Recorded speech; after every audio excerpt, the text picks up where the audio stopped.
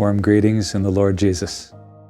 Over the next 5 weeks, I have been asked to share a few homiletic reflections to help prepare the Church in Canada to accompany in solidarity and prayer the delegation of Indigenous peoples to Rome to meet with Pope Francis 4 weeks from now.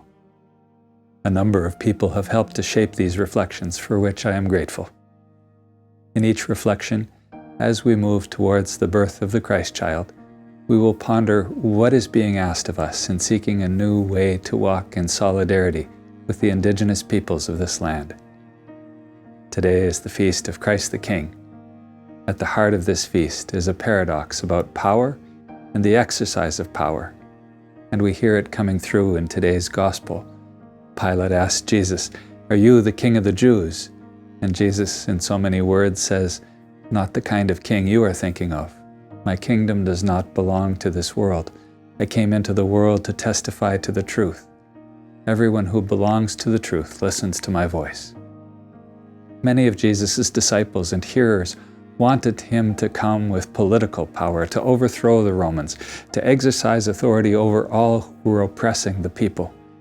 But this was not about power over, it was about self-giving, suffering love, a love willing to humbly serve, to wash the feet of others, to listen to and heal the wounds of suffering. The paradox of today's feast is brought home when we think of Jesus on the cross with a sign posted above him, King of the Jews.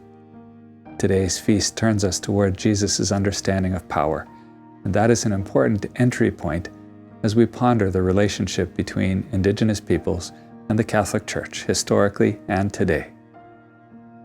There are limits to which it's appropriate to judge people of the past by our understanding today, but we need to acknowledge that it was deeply problematic that Christianity came to this land accompanying European powers with a particular view of this land and the peoples who had lived here for tens of thousands of years. When rivaling Europeans came to what they termed the New World, they saw all this land, they erected crosses to stake and claim it for their respective monarchs. They came with assumptions of the superiority of their cultures. While there could have been a rich encounter between cultures, languages, spiritualities, and ways of living on the land, what largely resulted instead was domination of Indigenous peoples.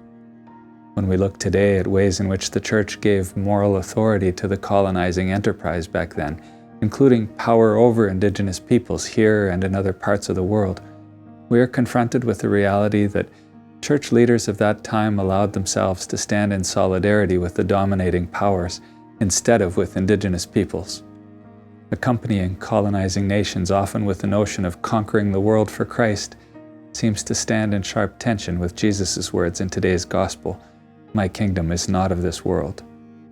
We heard just a few Sundays ago in Mark's Gospel Jesus reminding his disciples that while in the world those with power lorded over others, it was not to be so among his disciples.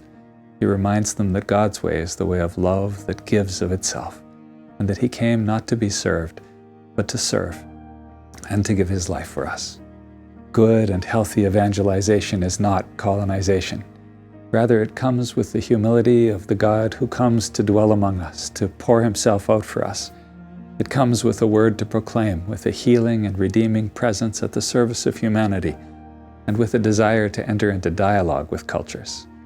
When Pope John Paul II visited this land in 1984 at the Martyrs' Shrine in Ontario, he stated, "Christ and the members of his body is himself Indian."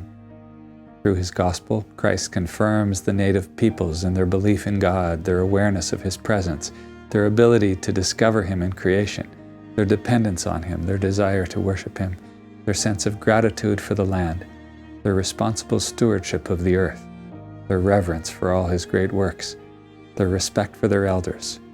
The world needs these values and so many more that they possess.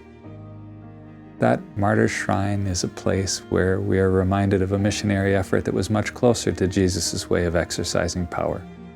Saint Jean de Brébeuf and his companions sought to enculturate themselves fully with the Huron-Wendat people they came to serve, living with the people, learning their language and way of living on the land, helping with tasks as needed.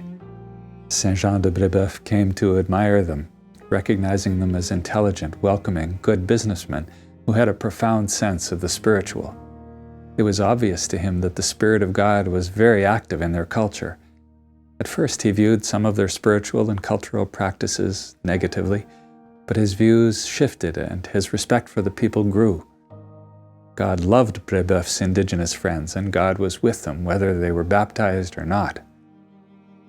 Now is the time for us to commit ourselves to walking with Indigenous peoples with the same commitment as Saint Jean de Brebeuf, seeking ways to hear their voices, speaking their truths. As we celebrate this feast of Christ the King, let us remember that Christ's kingdom is one of deep listening and humble service.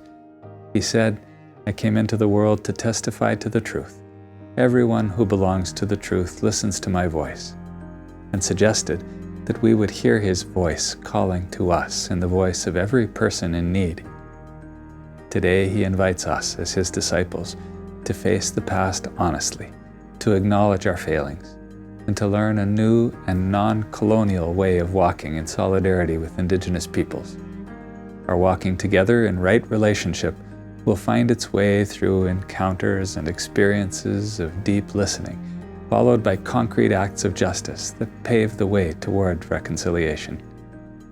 The delegation to Rome is preparing the way for this kind of experience, as delegates will be sharing their truth and encountering Pope Francis in preparation for an historic pilgrimage of healing and reconciliation. Let us accompany the delegates with our prayers and our commitment to be a part of that walking together.